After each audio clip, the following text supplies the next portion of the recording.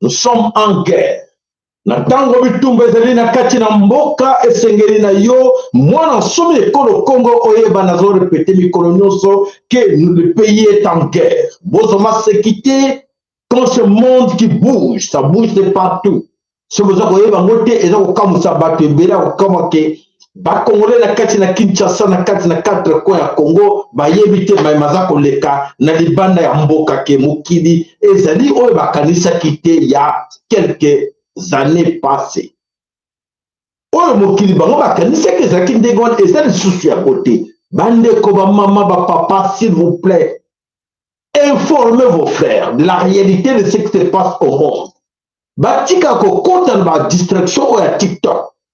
Batika kokota ma distraction oyo eza na kati na réseaux sociaux na kati na YouTube balongwa na kati na distraction wana soki bolandi yango papa mama nalakisaka bino maboko na ngai eza pembe eza na tache moko makila te makila bandeko na bino ekozala na maboko na ngai te ekozala na maboko na bino moko po ete bozalaki prudent te bobisaki bandeko na bino te ke nous sommes en guerre. Tous en guerre. Dans Kinshasa, ils sont dans les églises. Ils sont dans les distractions de la terrasse, la ligne. Ils vont bloquer la bango. Dans l'ambiance des ciganes. Mais le pays est en guerre.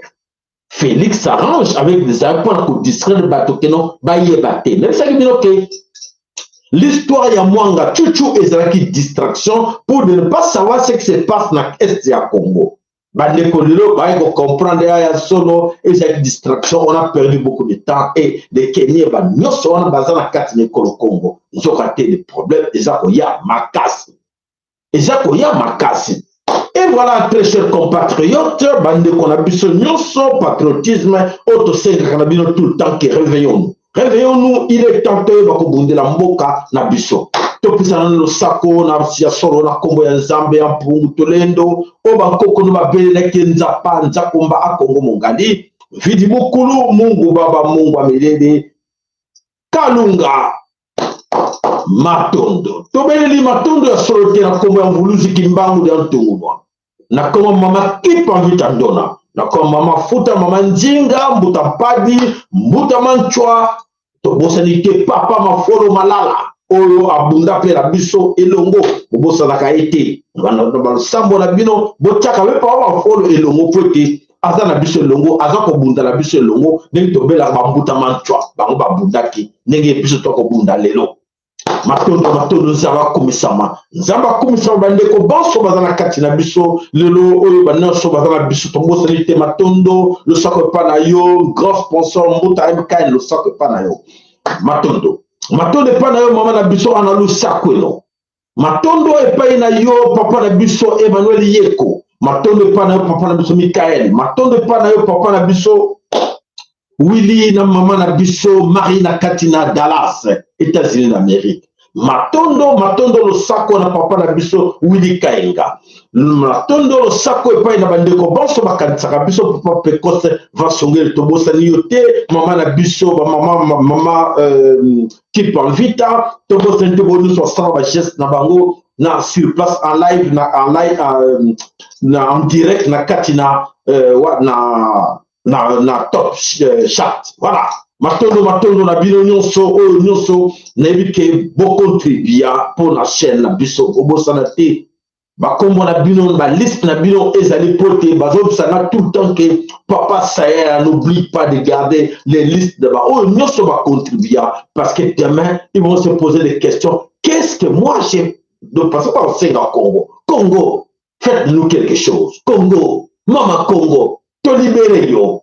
Faites-nous quelque chose. Mama Congo a retour la bino. Donc, les corps va rozala. Peut-être Mama Congo dans la côte va retour la bino. Qu'est-ce que tu as fait? De quoi tu as contribué en quoi? Ah, toi, nous connaissons le Congo na yo. Voilà, boss, nous avons appelé bino. Toi, nous connaissons la liste. La liste est sali. Ben, de quoi nous sommes contribué.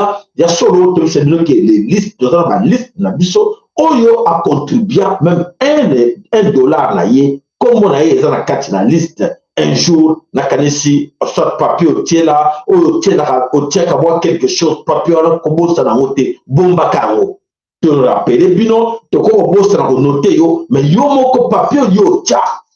koposa na papier wana te garder yango je peux pas ça là oyo anga na salaki yango mpona contribuer aki mama ko za reconnaissance na yo ah papa oui asalaki contribution na ye wana babisinga na rappeler bino nyonso wana équipe mobimba bureau et lobby na lebela bino oyo nyonso a contribuer même $1 na ye €1 na ye ya solo tokozala reconnaissant na ye.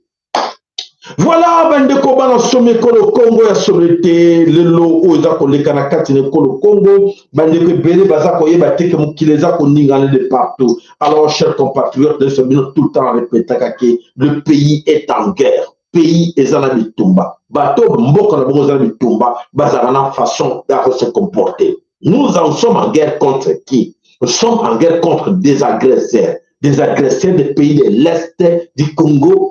Pays nyonso bloc à est du Congo, nous sommes en guerre contre Bango. Bango va y menacer biso na mboka na biso. Et alors, biso toujours Bango na légèreté. Toujours Bango comme ennemi, comme agresseur. Sans nous avons que non, ba venture au tilo bazo sala, na ba master na ye, na ba kabay politique, ba na tout ça distraire biso, ne bozo ba comme master, ba toujours master na biso. Le pays de l'Est bozo Bango comme agresseur. Bonjour, Bango comme agresseur, nous avons insisté encore. Alors, c'est tout le Rwandais va blaguer, tout le Rwandais va monter ma stratégie, va compter ma stratégie pour nuire biso. Et alors, quitte à vous de comprendre que ma stratégie ne soit tout oiseau tchap, bonjour au sérieux, bonjour on a blague, bonjour au sérieux. Ils sont là dans les bureaux, ils sont là à se glisser, c'est pas dans les cœurs, à se glisser, bazobo, toboto, mboka. Mais bakoboto la mboka te mboka zaki mbaku mais bakobomande yo bakoboto la mboka te de bakobomande yo moto za pembe na ye soki yo bomi yete ya koboma yo bokinga très bien bonjour on a blague te ces gens-là ne blaguent pas pour na bango exécuter ko éliminer congolais mibale ou moko par jour et ça ébélé pour musalon bazo salango. Alors bandeko oya zo yoka ayoki ayoki te etali bino tango yango yo po ete lobi bolela te ngana salaki nini ngana lobaki nini ngai nazolobela bino tout le temps bandeko bolemba te toza kobunda losoke pa na yo mama na biso Marie Pemba losoke pa na yo papa na biso Cédric Kweka losoke pa na papa na biso non mama na ndeko na biso Nono Bernadette mama oui losako epa na yo Meng King losako Tangu Mabiala losako Koko Boketu amo losako epa na papa na biso Willy Kainga tomona ki ozalaki wana losako epa na biso bandeko nyonso makongo ekei liboso losako epa na mama na biso mama Maria Stella losako epa na yo ndeko George Ntseke losako papa Claude Makambo papa Brino Kaila losako matondo epai na yo namoni bandeko nyonso boza na biso wana tokota na kati na mozilo Miss Clara aza na biso wana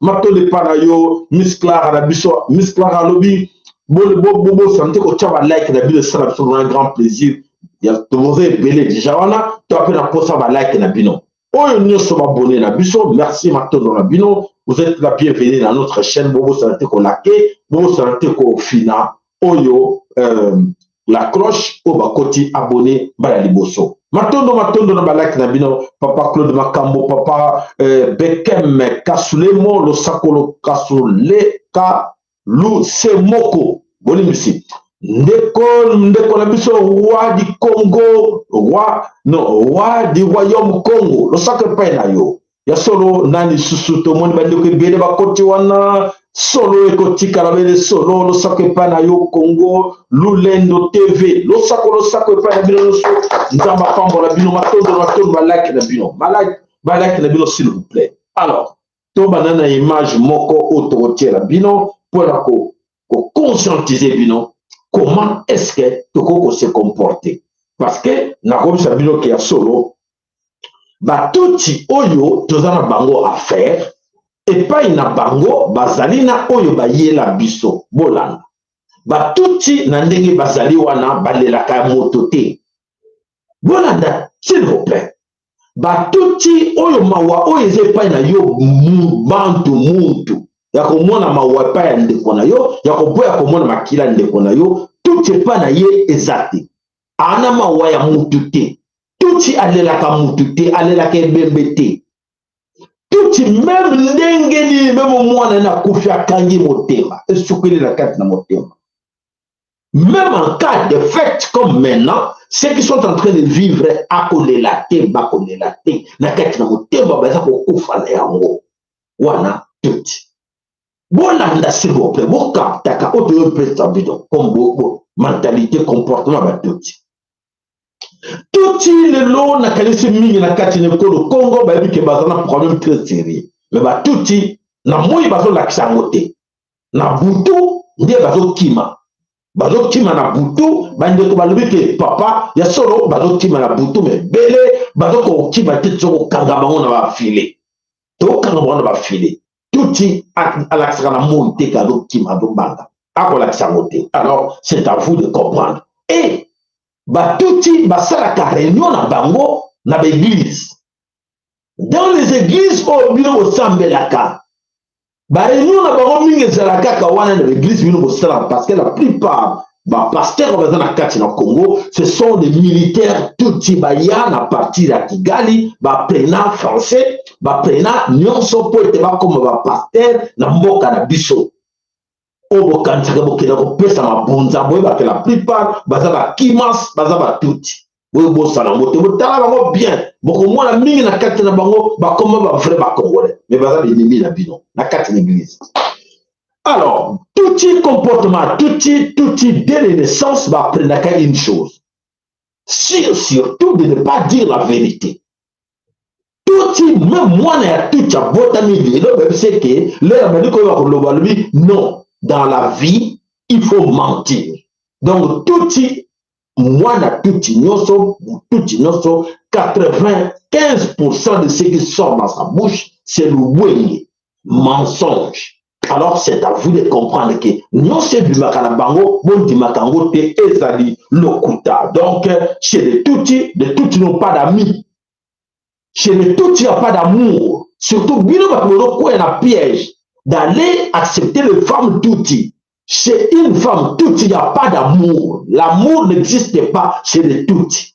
Quand on dit comportement touti bien, alors c'est à vous de comprendre à qui vous avez affaire et comment se comporter face à ce touti. Voilà, au bout de mon camarade, mourir na bino, ton ami en confiance, baza dans vos bureaux, baza dans les sociétés, baza wana partout, baza tala bino na misoko wa nyama, ni toko lia moto. Boyango a oyoki malamu, yebisa ndeko na yo oyo ayoki te. Alors voilà, na promettre bino dans notre vidéo, moko vidéo oyo, et pour permettre biso de comprendre comportement na biso ndenge toko se comporter par rapport à notre société pour être bakosi biso mingi et pas ya bateau et tout bino vidéo moko bokotala na kati na vidéo oyo ezali façon ya ko se comporter dans la vie pour être une solution à Congo ezali exemple moko monene dans une vidéo oyo na rotiera bino moko na bino surtout les gens qui se croient qui sont dans la politique dans les associations, tout ça peut être sauver Congo, mais va servir de rien. Bango pour na bango, poste na bango moto, et ça pour compter. Est-ce que poste na bango, qui tu vas vendre? Et ça pour servir et sauver le pays toté. Alors voilà, vidéo, yango, tout ça qu'on look, et puis non, malembe peut être, tout ça en quelque part. Botala, bon servant très bien. Alors, c'est parti.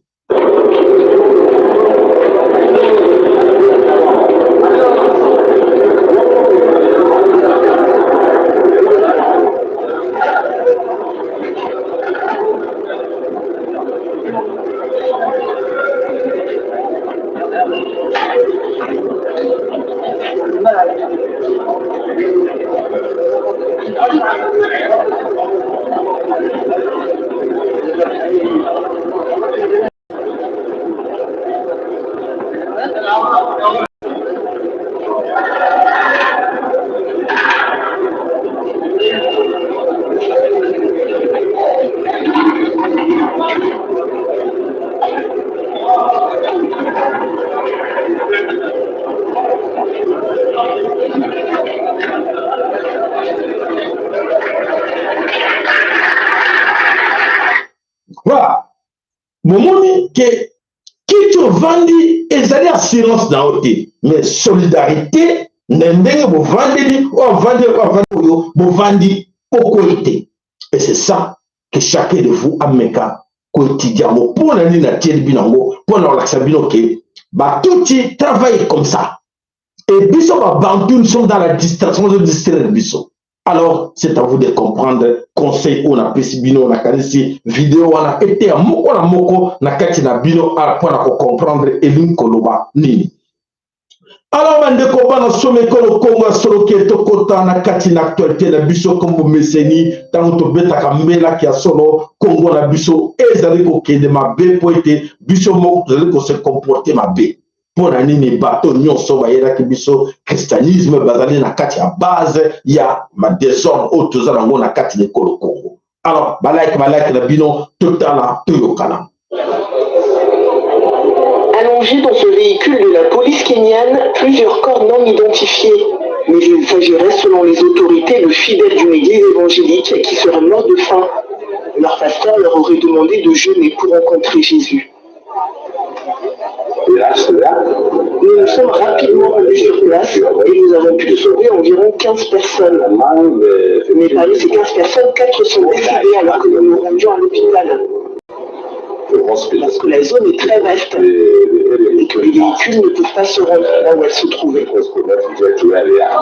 Les 11 autres adeptes, 7 hommes et 4 femmes âgées de 17 à 49 ans, ont tous été hospitalisés après avoir été secourus dans une forêt près de la ville de Malindi au sud du Kenya.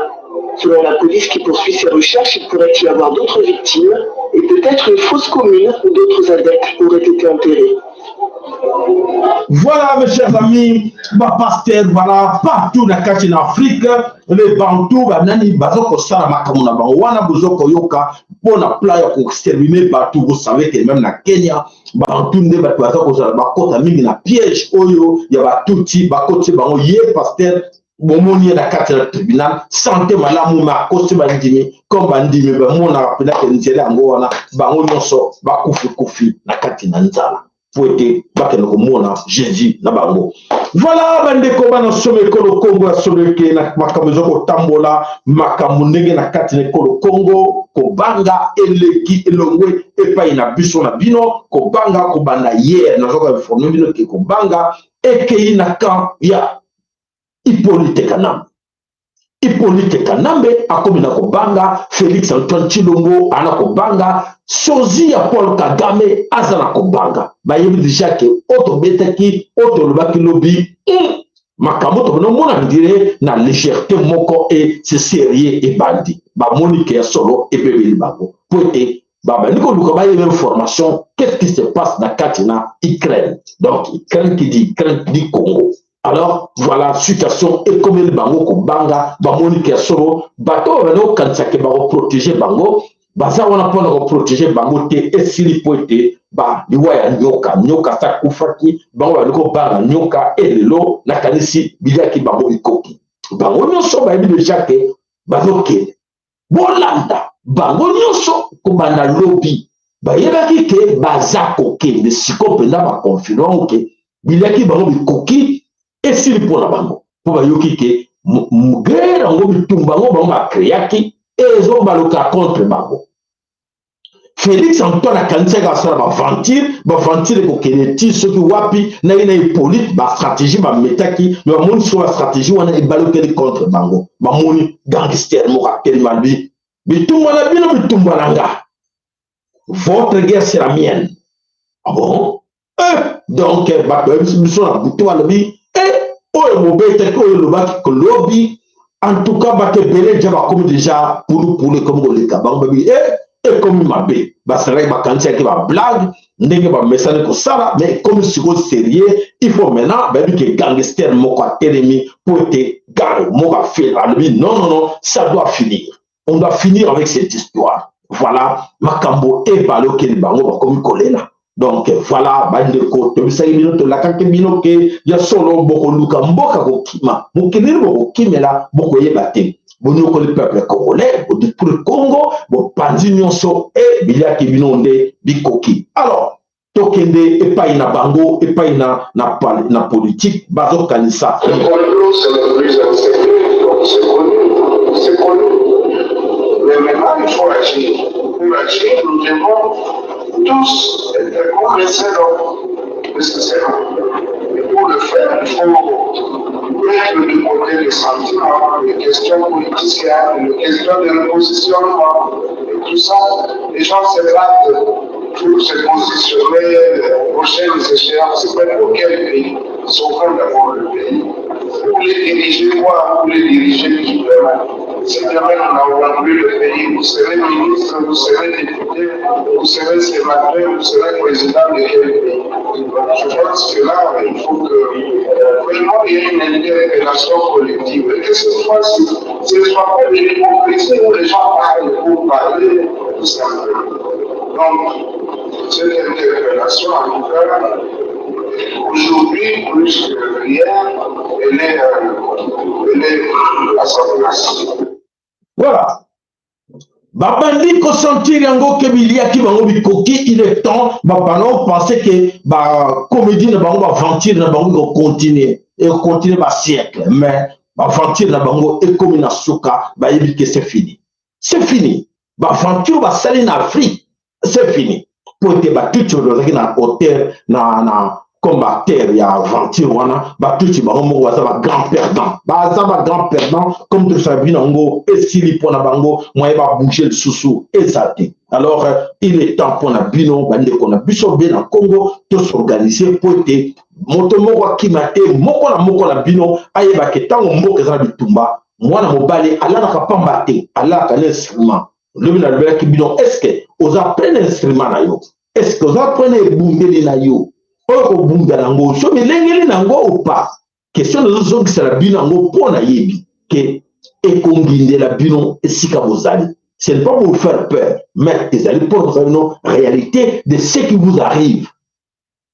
Tous les encore ba kengeli ceux qui tous yeba o zakoya ceux qui ont alerté binoté et qu'on a pas semi on ne peut pas savoir yeba kiao pour ne le qui s'invente toujours tout milengeli. Ah, papa, maman, ngana zolo banangai, n'a pas répéter tout le temps. Attention, attention, oh nyonso ezako yana mabele ko le Congo, ce que vous montrez ngoma seki, ah bo côté na binoke, ah, balobaka na bango, nana ndimaki ke l'homme to oza message, oh pena ye mail, abimisa le non, bon le bela bango, le bela mukirike, nazana bine longo, nana ndimaki mutandimaki yango azate. Voilà, nous te répétons encore que le président Vladimir Poutine a lobby et doit nous aider parce que les Congolais ont été gentils envers lui. Donc, c'est-à-dire que Oyo Munbeba Romuninga Malamu Natango Yapasi. Quand 10 000 Congolais sont arrivés à Nakatina et Kren Pona Babunda, Mpanzi Yabaris, alors il y a pas lobby te ngafna rendre bino ascenseur wana po boyeko participer boyeko ko sel sangana bitumba ngape na ko de bino il faut la salsa bino vous appelez na bitumba pas na bino vous appelez na bangule pas na bino. Alors voilà bandoba qui m'a passé un message na ma combat ba commando invisible n'a passé bino message d'ailleurs passé depuis hier oya yoka kité aluka moya na la vidéo wana to check yango lobby ezali message bozo yango au sérieux. Or, on a blague étalée, poté, toko, tchakomba, ma président, mais on a été, na kata ma blague. On les allait blaguer, ce sont des choses sérieuses, oyo, et le maman. Voilà, bande koba na somme kolo Congo, tokende na kati, toujours na kati de kolo Congo, même formation, ils allaient épeler, ya ko communiquer bino, et c'est la puissance de tous zarango, bo, yeba, o, nyonso, eza ko salama. Namabele Kolo Congo, nous sommes tous concernés na nyonso oyo bazo créer comme scénario mais tous a pris nango bako échapper bisote mbalo tona bango maye.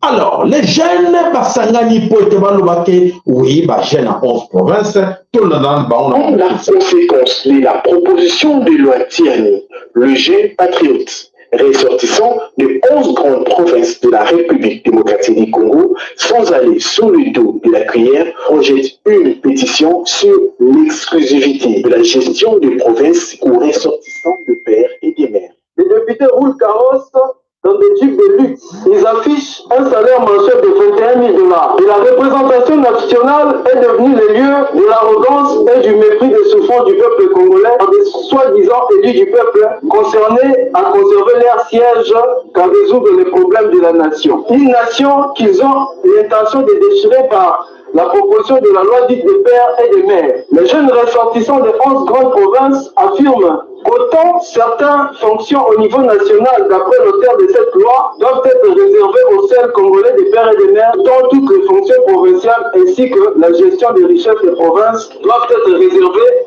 exclusivement aux originaires de leur province, nés des pères et des mères. Tirant les conséquences de la fameuse proposition de loi et en vertu du droit de l'autodétermination consacré par les textes internationaux, nous promettons d'initier une pétition pour la matérialisation des gestions des provinces et leurs richesses par les ressortissants des provinces, des pères et des mères. Voilà, bandeko bana somi solo ke ba jeune ba telemi nango po te baloba. Mais est-ce que cette histoire ça se passe seulement chez nous au Congo parce que tout le monde va voir telemi belé pour ba défendre nango tout nous rappelle simplement tout le balade que na Cameroun. Cameroun et le connaît ça les Cameroun. Si vous voulez débattre avec moi, vous assumez votre identité, au même titre que j'assume. Qui est votre père au Congo? Qui est votre mère? C'est ça qui est question. Vous me parlez de Bigourou. Moi, je vous parle de vous. Merci. Vous êtes le fils de qui à l'ouest? Merci. Vous êtes le fils de cette femme à l'ouest. Donnez-nous votre identité, votre filiation. Merci, Abel. Je ne vais pas discuter avec vous. Je m'appelle Elimbi Lobe. Je suis le fils de Lobe Sam et de Daniel Villa. Je suis de nationalité camerounaise, né le 25 novembre 1962 à Yaoundé, au dispensaire à l'époque à 17 h. Quand je fais la politique du Cameroun, je veux la faire avec des facteurs identifiés qui ont qualité et droit. Je ne veux pas la faire avec des gens dont l'identité est confuse. Qui amènent à douter de leur droit à parler des affaires du Cameroun. En tant qu'acteur politique, au point de vouloir organiser des manifestations. Moi, je veux parler politique du Mali, mais je ne vais pas aller organiser des manifestations pour demander des comptes aux autorités maliennes. Pour que ce soit clair. Monsieur Abdoulaye Thiam. Voilà, le message est bien passé, le message est bien adressé à qui? Au docteur Mukwege, Denis Mukwege, à qui? À Matata Mponyo, à qui d'autre? À Vital Kamerhe, à Hippolyte Kanambe à l'âge de Kabila, à qui d'autre? À Félix Antoine Chilombo, et l'autre c'est qui encore? C'est Nani Moussousouana, sujet étranger, Moïse Katumbi. Voilà, c'est bien clair maintenant, il faut qu'on mette un Tchabatouana dans la ligne droite pour te bailler que Congo, ils vont vendre, te bailler, blague, na bino bosawana, venti bosana kati na Katanga, na 4 coins à Congo, ça va bientôt finir. Ça va bientôt prendre fin. Ces aventures, les Écossais là, ne vous en faites pas. Parce que le pays, tiens, tout le monde va tête vide pour te aventure continuer. Mais tout ça, c'est très bientôt pour moi, on va pas bon, bah, préparer déjà des gens. Alors, bon, on a nos pas cité, Kalaté, Bango, Moko, Bakokima, avant Koutou, il y a même belle élection, on a quand il y a Bango Matata. Et quand il y a Bango Matata, avant qu'on a l'élection, Kalaté. Totarakani Nzambe azako kumba mukili na ye mukili ezali ya Nzambe ezali ya bato te bazako kanzake ezali bango ba continuer ko dominer bona peuple be na Congo. Alors bendeko bana some ko le Congo tokende wapi tokende na kati na mboka Congo central. Na kati na Congo central bandeko ya solo ezali ya pasi pe mawa tango tolobela ka bandeko na laksaka bino mikolo nyonso maboko na ngai ezali pembe ya ngoyi maboko na ngai ezali pembe tango yozo passer message na bandeko te bandeko bazo kwa na piège. Ce qui est arrivé à nos frères du Bandundu, ça se prépare. Na 4 coins du Congo. À l'époque, quand on disait des choses, que attention avec ces éleveurs de vaches. oyo bayako bambororo oyo police kana bayaki na bango beaucoup presa la légèreté moko boy ah botika pe bino bolo baka trop na YouTube na bino bolo baka trop ba vata bino mais écoutez ba vie ya batu ba te pele ba kufili kola makambo wana mon site wa kelekti na kati na bandundu albi non ba corrompre bi garde silence calme-toi allez ça ne te regarde pas mon site wa kangaki munoko mais bande kwa mon site ba kufa bande kwa mon site na kati na kwa mutu na kati na bandundu ba kufi ebele bikolo ya makambo oyo et alors voilà bande ko ba Congo lelo est comme visité envahi par les mêmes éleveurs. Yanani ya vache. Oyo ba utaki bandundu. Lelo ba komi ba mororo ba koti na katina ba Congo central. Alors, mission na bango ezanimi. Alors, totie la bino na vidéo, bo mona yango, ba mororo ba koti déjà na katina Congo central. Bana Congo central bazana katina distraction pour me sabiso que non biso lingi fédéralisme, bané Congo fédéralisme et voilà. Fédéralisme bien bolingaki diangoyo et c'est comme le bino. Nous voir. Nous allons dans Ngoufou, au secteur de Ngoufou. Nous allons nous sauter là qui. Mais tout le monde bâtiment Bangombe et Péné. Pas autant de Nango. À Kambo, la Boye, c'est sûr. Vraiment. À Kambo Bandela Gana, Bandindoka Boye. Photo yeba. Les mecs que le Bani Bangombe au Nyos. Et où tu as payé Zoko Kenda, Wapi. Merci beaucoup. Voilà. La question est bien posée. Alors, nous allons chercher à savoir. Message est circulé. Bande Kobatine, Bissot Audio, basé sur place de Katina Mabele. Il y a Congo central, Toyo Kanan Bango, na audio. Bonsoir.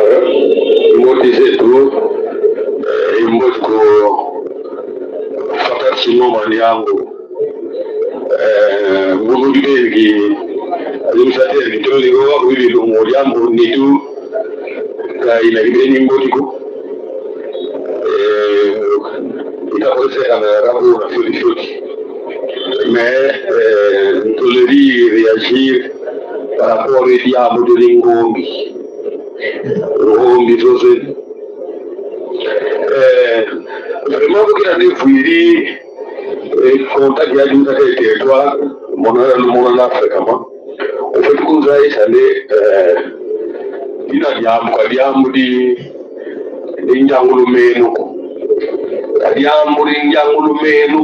donc c'est un danger. Il dit que c'est un danger. Danger, il est d'écouter même qui s'est alloqué. Les dangers là. Donc, Mouliambo, Mando, Konima, Kulukusuma, Momesi Kwagala, Yanga Fipo Mumambo. Mouliambo, Bantu Yengo, Mikoba Tugi Kubandu. Unazaidi, Bantu Saba Katuge Kunabandu, PS, Congo central, donc, province Inkaka, à côté de province Inkaka, et ma bétail, la petite cale Inkanda, l'autorisation.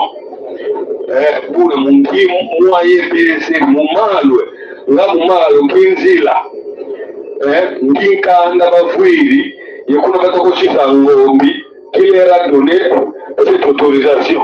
Faire me dit la ligne Nani, il n'a pas une autorisation ligne. Donc, quand on doit dire Yamoula, vraiment, je dis toi Yamoula, il y a une certaine territoire, il faudra informer, même comment aller. Voilà. Qui dirige le Bas-Congo? Qui dirige le Congo? Le Congo aujourd'hui est dirigé par les Tutsi-Rwandais. Alors, Bati le Kwebo qui est à la tête de cette histoire-là, Oyo Azako Tinda Bilo, on a tout qui est vraiment Bas-Congo, et Zala. Bande Congo, je vais serrer parce que tu as un danger dans Katina Bas-Congo. Autre monde na Katina Bandundu, na Katina Bas-Congo, et que ça va multiplier fois 4. Donc, on a une réponse, il y a une comme sous. En tout cas, la information de monde, il y a un cadre qu'on a, administrateur, il y a un côté de la information de monde. En tout cas, au clair, moi je suis prêt de descendre, sensibiliser la population, on vit à vita et fait en tout cas. Vous savez, on a beaucoup de trucs, on a vu que ça ne passera pas. On va tourner avant de passer ma maison au bientôt. T'aimes, moi je compte sur vous, on ne peut pas faire une information fiable, on va vous comment on va lève tout ça, au gym, tout ça, là, on va se le dire, on va faire une bonne au clair, on va tout dire. Alors, par force, en tout cas, nous sommes vraiment prêts pour nous sensibiliser la jeune, on pitage, on évitandi, on vita. Là, nous parlons de moins d'un, on va y aller. Quand nous disons que nous sommes moins d'un, nous allons y aller. Et tout le monde dit que nous allons y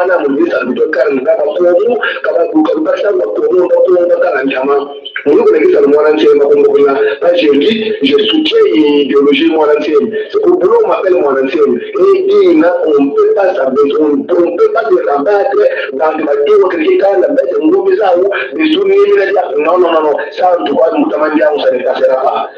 Maintenant, ça ne passera pas. Il est temps pour vous, réveillez-vous, mais attention, bande de Konabiso, Bampangi Abeto, Bampangi Yaba Congo. Ne bosalere wana teke botika bangombe wana babima. Bosalere wana teke botika bato wana babima. Gouvernement central a comme ça, bino que oui, non, laissez nous allons mettre de l'ordre. Dans les bas Congo, dans les bas Noulou, c'était comme ça. Un sortant de Bandounou comme Mouzito, Ayaki, pour être calmé, Boya Bandounou, mais après, Bafoutaki, Bakoufaki, Bakoufi. Vous voyez, très bien. Bato wana bo déjà ko attaquer bango de maintenant ndeko nyonso ya ba Congo ndeko nyonso ya Congo central benga ndeko na yo bangombe wana bimate bato bena bangombe wana ba bimate poso ba bimi ba ke na province ba zongi na bandundu bandeko na bino so ba zongi ba ke na province mususu province so ba bandeko na bino kaka donc bosira na bango ba bima na bandundu na ba Congo te ndenge ba tiro ko na ba Congo bosira na bango na bangombe na bango bato bosira na bango ko yebo ba boma bino ba ko sala bino ba black te ce que bino ko sala ba black non et gouvernement central de l'Obini qui dirige le ba Congo muta dirige ba Congo tout Rwandais. La carte du gouvernement tout Rwandais. N'appelez pas ces gens-là. N'appelez pas la police. N'appelez pas le gouvernement central. Surtout n'appelez pas le ministère de l'Intérieur ou le ministère qui a nani. Bopé a été beau communiqué par Nicolas Bino. Bossi dans ma mona ke abache ma kolisika pour bacha ma compte. Pour ne pas que ba mona abiso ba Congo ba soba d'après bango n'eng ba côté na ba Congo mboka ba yuma peine de côté le bango alors bon prouver bango le contraire. Demandez à tous les ressortissants du bas Congo d'appeler ses frères et sœurs là-bas ou à la flèche azuango ba chango oni jwako chapo ke boko na bombi tumba ba flèche boko na bombi tumba ba flèche ba sila ngombe mo bimate mutu moko le ver moko abimate na Congo central. Nous sommes d'accord. Merci pour la compréhension. Ce que tu dis, que non, bazonga na ba Congo, bazonga na ba Ndulu, bako kende na kozong sa bango, na kate na Kinshasa, bako kosa bino, babane ko kosa bango na stratégie musuko pour être vous comprenez qui bagote. Il est temps que chacun de vous a comprendre à passer message dans moto nyonso. Maintenant notre situation na tanga ma sécurité comme na tanga bitumba ba kunu ça a permis. Na tanga bitumba ba kunu ça a permis. Bonjour, on a blague que non, oui, parce que c'est la besoin de blague exacte, au quand tu vas blague que non, la justice, toque na l'État dans ma bouche on a bango, justice dans ma bouche on a bango. Oh, le tobeta mela pour être communauté internationale, bayo kabiso, communauté internationale ma bouche on a bango. Bokinga, papa, maman. Na lobi oyo kinga malamu oyo kinga te ekoza la place mingi pona ye poete ya solo kolela ekoza ya biso nyonso poete bande kona biso bakokufa. Alors il est temps bino botika bango te biso ne to attaquer bango avant moko na kati na bango alukanzela ko kima bakima te botika bango bakima te tokani malamu. Alors bande ko token malamu toke wap toke na kati na province ya Kasai, na kati na Kasai, nzoka te bakasaye bazali na nzala, bakasaye bako nzaleki mingi, babali ko luka ravitaillement mosika, poete ba faire nourrir Kasai. Quel ravitaillement? Félix Tshilombo a organisé, ndenge na somme na bango, ba nyama, na ba mboka misusu, tolanda.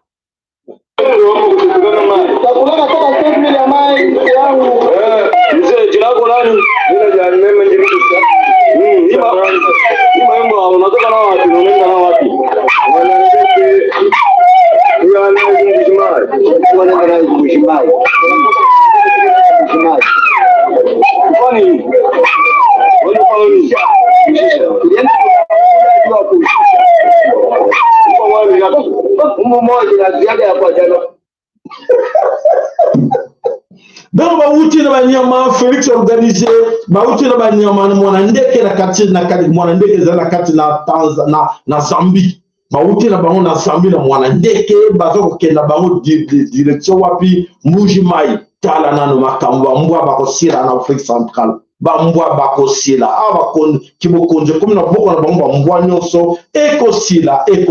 Voilà la situation oyo bozali komona wana eza koleka na katina mabele kolo Congo ezali pasi. Voilà bandeko bana some kolo Congo totiera bino na katina Nord Kivu na ce qui se passe na katina le pays ba est ba Grèce. Et donc on nini plan nini to expliquer bino bola nango na maye na bokeli nyonso ibosona. Matondo ba like na bino, matondo ba like na bino, bolanda vidéo. Moi, je voulais répondre à M. Kagame. Moi, je pense que ce président ici, il doit être malade. Alors, voilà les conséquences d'avoir un président qui n'a pas suffisamment étudié, un illettré. C'est ça. Toi, tu penses que tu vas modifier les frontières qui ont été tracées en 1885. Et d'ailleurs, le roi des Belges a déjà répondu. Le Rwanda, en tant qu'État, en tant qu'une structure étatique, n'était pas encore là. Mais le Congo, oui, le Congo était là. L'Empire Congo avait existé depuis ce moment-là. Monsieur Kagame, détrompe-toi. Je pense que tu as des décrets qui vont t'expliquer parce que toi, tu ne connais pas le français. Même l'anglais, tu parles. Tu parles dans une langue qui ressemble au faux, donc à l'anglais. Tu dois te respecter. À un moment, la vie commençait à penser que tu étais un homme normal. On a découvert que non. Toi, tu es vraiment un démon. Quelqu'un qui est à moitié normal. Et au-delà de ça, tu prouves en suffisance combien tu es responsable de ce qui se passe à du Congo. Tu n'es pas intelligent. Ce président n'est pas intelligent. Quand tu dis que qui arrive avec le Congo, c'est parce que tu as démontré pour combien le Congo avait volé une partie de toi rwandais. Ce qui n'est pas vrai. D'ailleurs, s'il faut rentrer dans l'histoire, toute la partie là de Kisenyi, Tchangoubou, c'est les terres congolaises.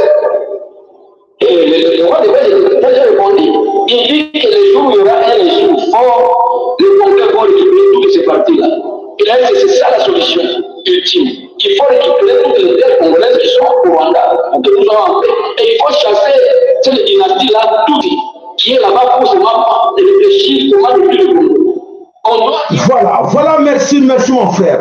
Nous allons compléter pour expliquer aux gens qui ne comprennent pas. Mes chers amis, moi qui les a bougé, basozi baza ko bima bato balati ba masque to la sabinango en image beaucoup mona makamuni eza ko ninga na mokili eza ko ninga na boni so mona bazo diriger na mboka eza bangote balati la ta ba masque bango mingi na katra bango bakufa baza ka sauter ba masque bango koya bango mona et comme ko sala ba dégâts textuellement avec sozi oyo ya Paul Kagame. Nous allons vous expliquer le sozi de Paul Kagame. Ces sosie, en tout cas, se souvient de rien. Aïe de l'autre côté. C'est là où vous allez comprendre que l'homme tâtonne parce qu'on lui demande de dire. Aïe parce qu'on lui dit ça. Le français dit, dit ça. Mais tandis que Moutou Azaki n'est de quoi lobby, Moutou Azaki pour t'amailler la langue comprendre. Non. Si je dis ça, ils ont une réputation en gaï. Comment je peux dire des choses comme ça qui est pratiquement impossible devant les Congolais? Qui est ce Congolais-là va accepter des bêtises pareilles? Que nous savons que depuis vers les années 1905 ou 8, le Rwanda était au Congo. Donc le Rwanda n'existait pas. C'est la carte, on voyait, c'est la cartographie, on voyait que Rwanda et Congo et Baloro Kanganyo sont là. Bazaki la carte de Congo, Ezaki la carte de Congo. C'est connu de tout le monde. Mais voilà les sosie à perdre tout. C'est extrêmement comme l'autre sosie à Emmanuel Macron, sosie, ce côté bien, sosie, donc ça veut dire que c'est comme si ce sont des machines où ils ont tourné pour et créer ma mokili et bouger mokili. En réalité, moto a normal à une intelligence. Non, si j'essaie de dire ça, et qu'on coûte trop cher dans les jours à venir, et qu'on m'achète. Donc, il ne faut pas le dire. Alors, bango va oser qu'on ne voit pas ce que baïb na bango makamunyo soute. Donc, ça veut dire c'est sozi à Paul Kagame azana souvenir eloko mokote. Ayebi eloko mokote azana ko machine bazo le dit ça. Alobi na yebe programmer loba alobi na en réalité ayebi eloko mokote. Donc, il faut comprendre que tout ça, on a en affaire, n'a pas robot, tout en affaire, n'a pas sozi, oyo, bayebi makamote, so retourner, mamso événement, oyo, Kagame a sala, le vrai Kagame a sala, bana kalaboromona, akoyeba ko répondre en mote po, akoyeba mote na mutu na ezate. C'est retourner na kanti, famille a Kagame, bayebi ke oyo wana zela comme papa na bangote, bayebi. Alors, bandeko, nakanto tire bino na image beaucoup mona o nyonso ezako le kawana o zo le kana kati na mokili ezako ningana mokili ezako ningana ba sozi ba bimi ebele ba zako ningisa mokili. Alors moyen vous comprendre était mokili nani azo diriger mokili bato nyonso ba simbi mokili la plupart ba wana nyonso bazali bato oyo bazali rimeze nabi mu turwanya nari ngiko bibiri gusa inzara biratwishe nta buzima ibyo kurya ibiryo bya nijoro saa mbiri inzara iratamaze pe ubwo mu gutunga n'umwuka w'Imana nta bindi ejo nararyamye tutari nandiye ndeba hejuru mu mabati biraba voilà les petits rwandais qui ni inzara incarishije kubaho nabi wenda babiki inzara irahari uri gisagara tumaze inzara bango inzara iratwishe inzara iramwise n'umuvandimwe yishwe n'inzara turashonje cyane pe umwuka mfite mwiza umuyobozi ari mu modoka ye arafite umuceri mu nzu arafite ubugari arafite kawunga arafite byose ntamenya ko voilà mes chers amis, là c'est la reportage et le qui na katina Kigali na katina Rwanda oyo tous les Rwandais bazako le la nzala et ça ne va pas nzala ça ne va pas. Et alors de l'autre côté balingo faire croire bisoke oui mokili ezali na maboko na bango parce que tout ce qu'il a volé asali n'a rien. Alors il y a des personnalités qui semblent porter un masque. Nous avons un Joe Biden qui n'a jamais les mêmes oreilles, un Joe Biden avec les oreilles collées, un Joe Biden avec les oreilles décollées. Nous avons un enfant au Vatican qui semble avoir une langue reptilienne. Nous avons, je ne sais pas si c'est un ministre japonais, je ne sais pas qui c'est ce monsieur, mais apparemment il y a deux langues. Il y en a une normale et une bizarroïde. Bref, vous m'avez compris. Je crois qu'il y a de plus en plus de gens courageux sur TikTok. Il y en a un qui allait détruire les pierres de Gayston il n'y a pas longtemps. Et là, je vous fais la prédiction, je vous prédis qu'il y a quelqu'un dans pas longtemps, alors je vous incite pas à le faire, attention, mais je pense qu'il y a quelqu'un dans pas longtemps qui va aller retirer leur masque en plein direct à ces gens-là. Et je pense que la prédiction des Simpsons va se réaliser. Qu'est-ce que vous en pensez? Dites-moi dans les commentaires. Donc, la prédiction des Simpsons se réalise bientôt, à mon avis.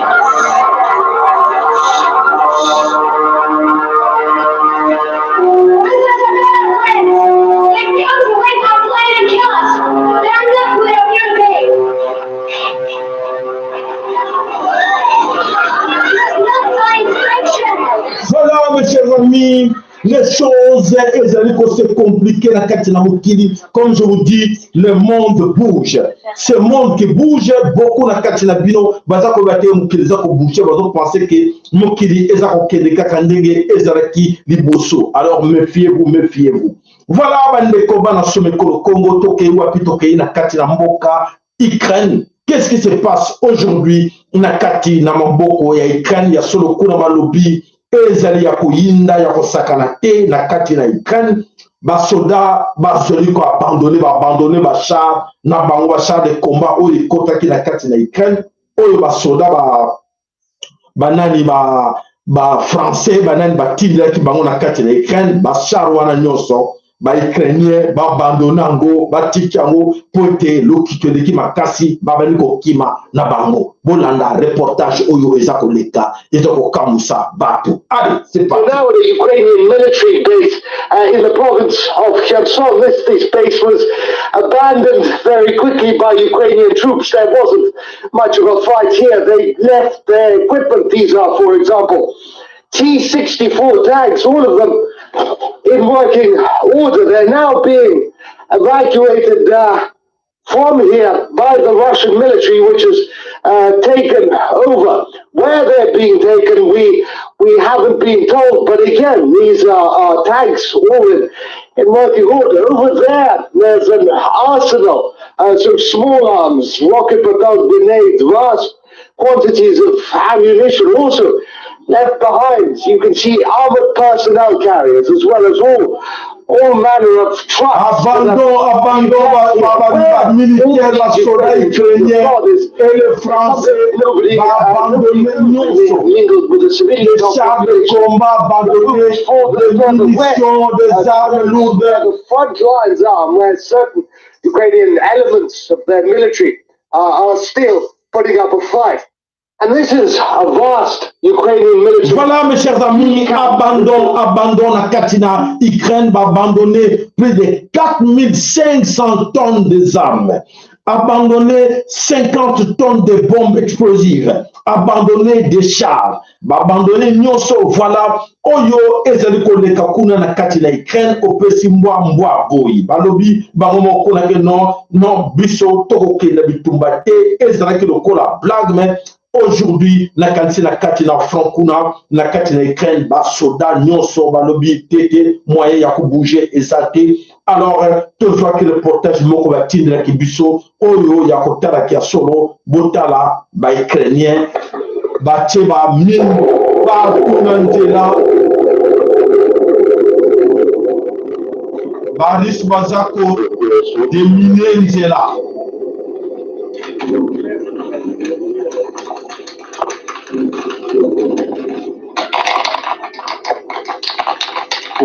Alors, Minachar, Tchaki tout le long de Banzela Nyoso, avant Bakima, voilà les militaires risquent de dominer en gros Nyoso Nakati Nanzela. Alors, Nyoso wana ezali koleka Nakati Namabele Kolo, Namabele ya Ukraine. Bachar Leopard, Batinda ki Nakati na Ukraine, Botala, et l'Onini Eyeli Bachar Leopard. Bachar Leopard, Ebele Maboma, et comme le Kolaba, hélicoptère.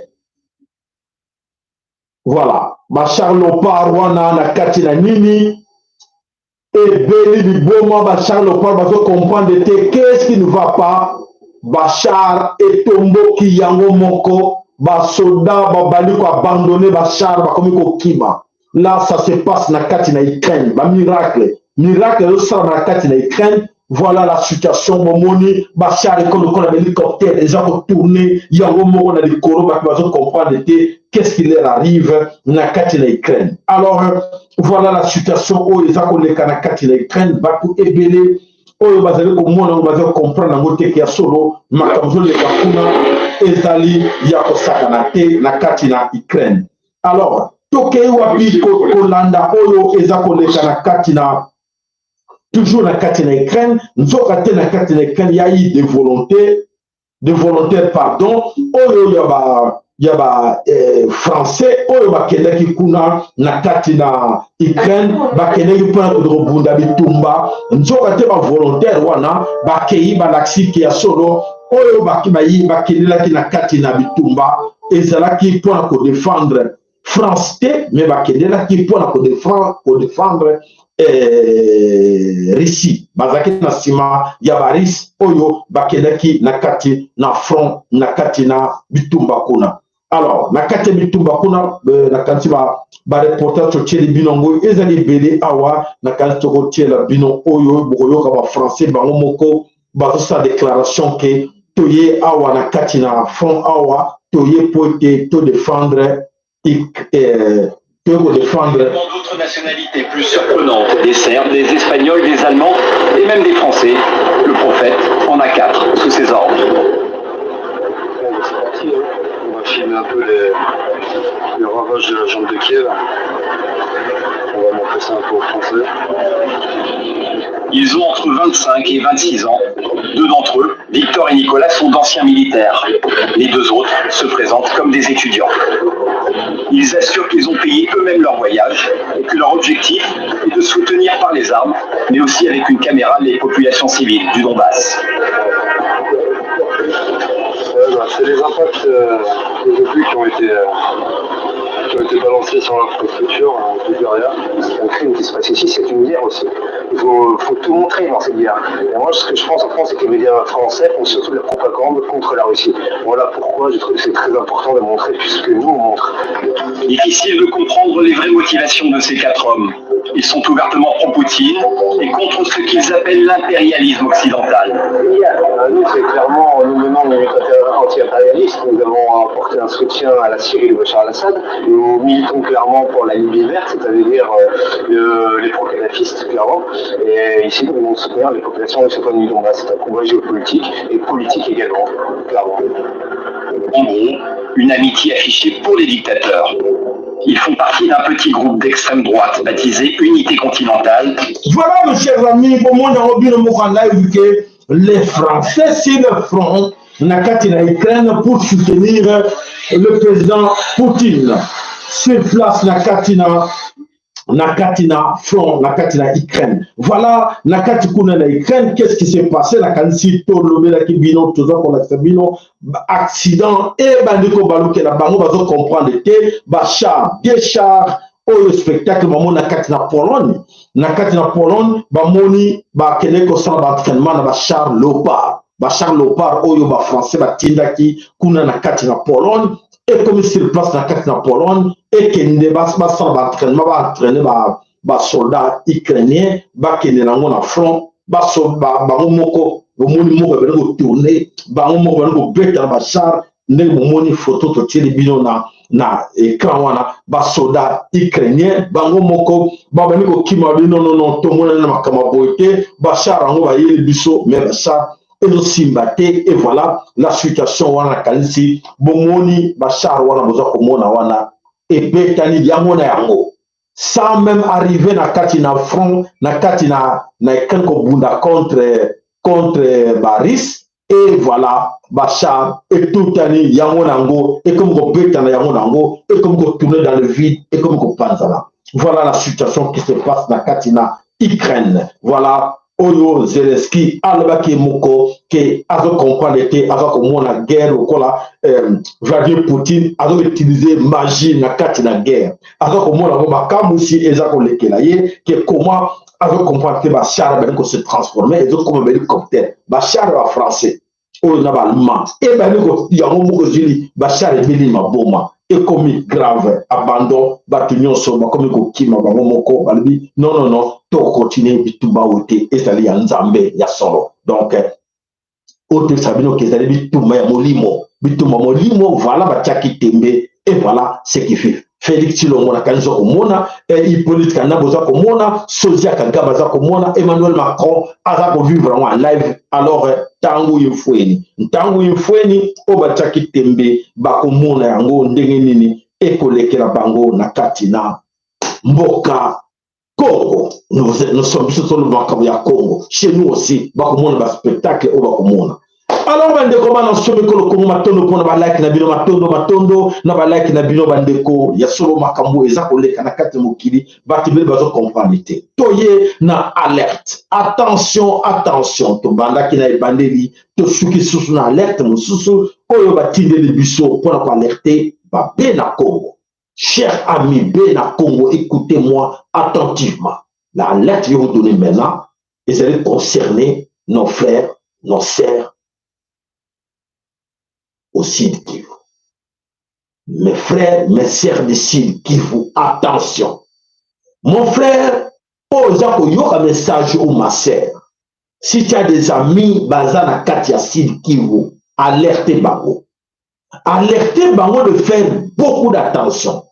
Pourquoi? Nous allons vous signaler. La population de Sud Kivu peut alerter, on va faire le choix. Parce que tout le monde a mis la carte de bango, comme une tendance. Parce que Bali Konginda, sur le terrain, et vous savez que depuis l'objet, Mambo Masobili. Moi, je peux savoir que détail exact. Mambo Masobili. Et Kuna et Bali Konginda. Et alors, les amis, nos frères, les Congolais, les Béna Congo, du Sud Kivu, même parmi Bango, comme le Canada, Saka, Bakima. Attention, attention, ne fouillez pas la guerre, vous êtes des Béna Congo. Vous êtes des Béna Congo, Nzambe Bankoko Nabiso, Nzambe Ampungu Tulendo va vous protéger en restant là, sur place chez vous, là où vous êtes. Vous avez trop fui la guerre, mais cette fois-ci, ne fouillez pas, attention.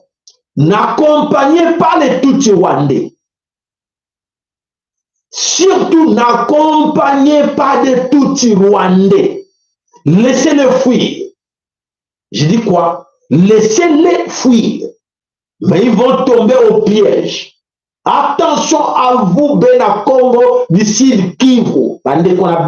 Nos frères, nos sœurs du Sud Kivu. Attention, alertez tout le monde. Attention, ne cherchez pas la voie de fuir pour la Tanzanie ou de fuir pour le Burundi. Je dis quoi? Je dis en français comme ça pour bien comprendre. Parce que l'Ingala, non, on n'avait pas bien compris l'Ingala. Non, je dis ça en français. Attention, n'essayez pas de traverser le lac Tanganyika en ce moment. Le lac Tanganyika est piégé.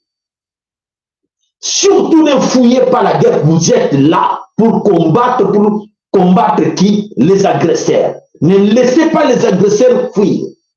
Vous êtes là pour le combat.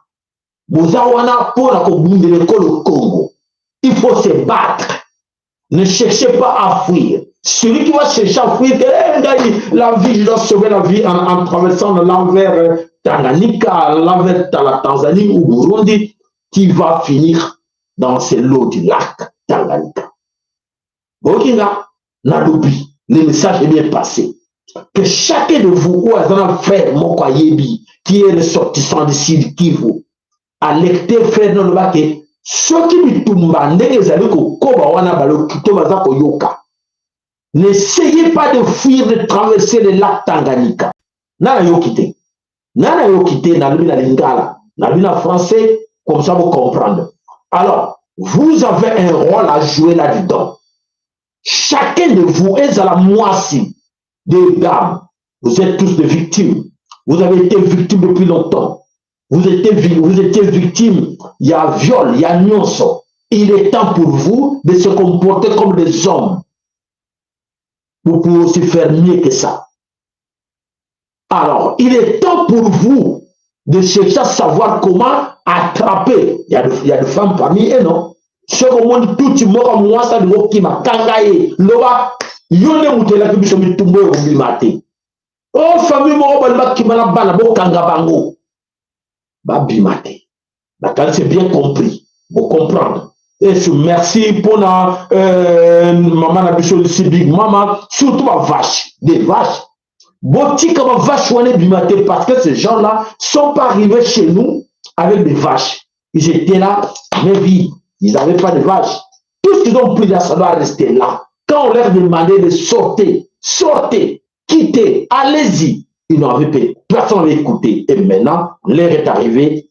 Verrou de Salamaki, clapper, anti-retour, essayer de déclencher. Celui qui va chercher à fuir, à traverser le lac Tanganyika, malheur en lui. C'est bien compris? Le message est bien passé? Merci, le message est bien passé. Donc, tous, défendons-nous, cherchons à se battre pour défendre le sol du Congo. Si vous cherchez à fuir, vous allez laisser qui pour se battre pour vous? Ce qui mis, il y a que le retour sera difficile. Si vous fouillez comme ça, votre retour sera difficile. Qui va vous accepter de rentrer? Et vous allez laisser qui pour se battre pour vous? Qui? Vous allez laisser qui pour se battre pour vous et puis vous attendez pour revenir. Alors, il est temps de rester là et de se battre pour défendre votre sol.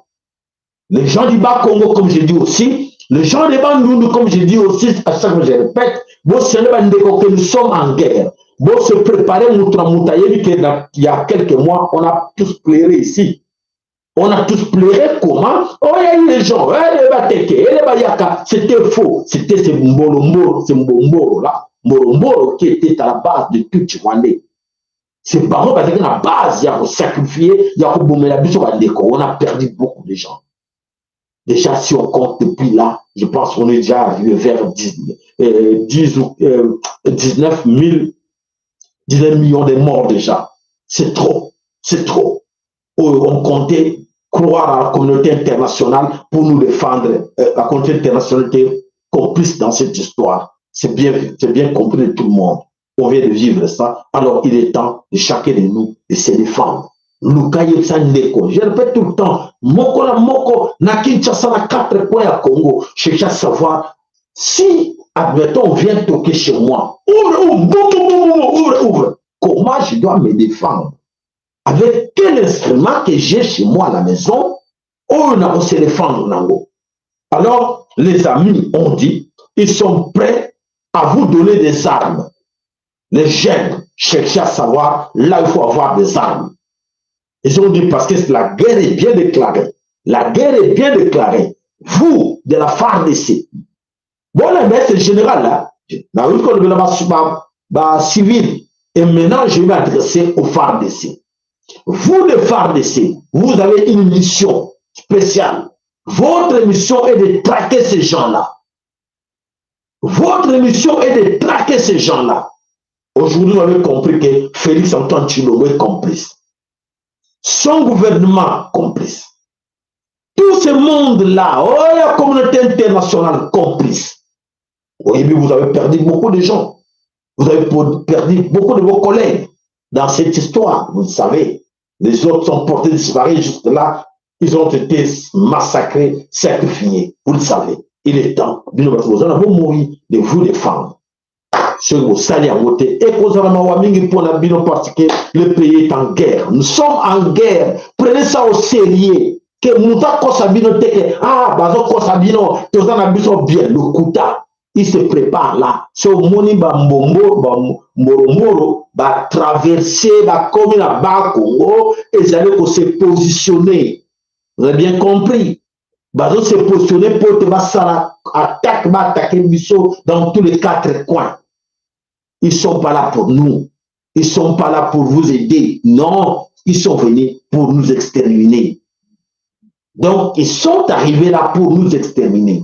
Nakalisi, Bino Sobo comprendre très bien. Oyoki, na lobina lingala, na lobina français, Boyoki ngaï très bien. Il est temps de passer le message aux autres pour leur faire comprendre que nous sommes en guerre. Boja, on a sérieux, Botikaba, on avec des pasteurs, Obazo Sakanabino, Bouton, Bazo Kosabino, que non, Bozera calme, et Nzamba ko salate, Nzamba pesa yo maboko, Miso, Mutu, Makolo, Nyoso, comme appelle ça Bango, Bazo Sambe la peine Nzambe. Je répète encore, ces gens-là, nos agresseurs, prient. Ah, nous avons tiré la pour que tu bottes le bomboko. Ah, si tu bottes le bomboko, c'est un malam. Bazar complicité avec des pasteurs, avec tout ce monde-là. Et alors, c'est à vous aussi de comprendre qu'il est temps de laisser un peu ces histoires-là. Priez chez toi à la maison. Priez chez toi à la maison. C'est Ganzama Petomayeli. Makasi te boigna na kubunde kolo Congo. Bokinga, merci pour la compréhension. Oyokinga imalamu. Oyokinga te e kozala pasi pona ye pote regret na ye. Les regrets mino na kozala wana te pote tango koki otobunde le kolo Congo. Ils allaient légitime défense. Nous avons droit à se défendre. Nous avons droit à se défendre. C'est pas quelqu'un d'autre. Oyokoya pour défendre biso. Tomoniango depuis 1996 jusqu'à présent, on a perdu plus de 18 millions de nos frères, de nos sœurs violés. Et n'a intervenu qui personne. Personne a intervenu qui. Personne n'a l'obakiango. Un rapport Mamping au Banga Tchaki, le rapport Mamping était classé sans suite. Jusqu'à présent, rapport Mamping a été classé sans suite. Vous attendez encore quoi? Quand un troisième rapport Mamping, pour ne kebo kansake oni et que ça rapport man ping pe kangabato wana le kuta biso moto kangabango matondo alors papa le soke pa na yo ndeko maloba mboka yo intervention va de ko rapport sango le sako papa Sahara le grand sacrificateur matondo le sako pa et papa mon ami c'est moi matondo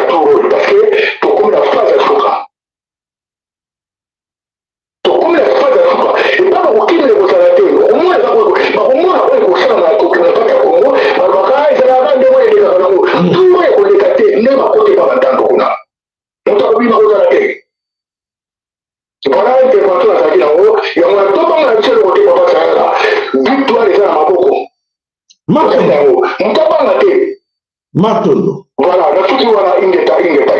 Ingeta ndeko za kolanda biso wende konso za kolanda biso tout ça bere tout ça liboso teke na tawo mutalbinde mo to rasire. Non bako mona mbalo. Congo na kanisi na kata Congo central comme dans les Bandundu, blague les mingi na katina Kivet central. Blague les kinini parce que les gens aussi de Bandundu, baba Nicole Maboye. Attention, ndeko, n'a pas douté. Mais les gens de Bandundu, nos frères de Bandundu baba nakolo bape bokomona na bandundu bakobimate na bandundu nzokate bolandanga na bokebi nyonso bamapai ya mona ba Congo bolandanga na bokebi nyonso.